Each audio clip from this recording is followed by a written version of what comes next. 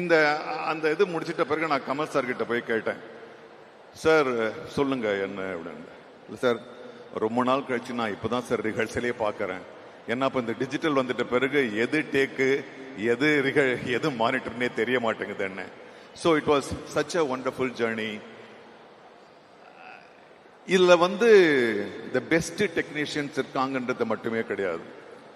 Ravi K சந்திரன் ஆகட்டும், AR Rahman sir ஆகட்டும், மணி sir ஆகட்டும், கமல் சார் ஆகட்டும், ஆர்ட் டைரக்டர் ஆகட்டும், இதுல என்னன்னா எல்லாரும் தன்னுடைய கடமையை செய்யல, தன்னுடைய மனசுல அதுல பங்கு வச்சாங்கன்றது தான் ரொம்ப முக்கியம். பிகாஸ் அது எல்லார் முகத்திலையும் தெரிஞ்சது, எல்லார் முகத்திலையும் அது தெரிஞ்சது. நானும் அபிராமியும் பேசும்போது அதுதான் பேசுறது, இது என்ன மற்ற படங்கள் மாதிரி இல்லையா, இட் இஸ் லைக் அவர் ஓன் ஃபில்ம்.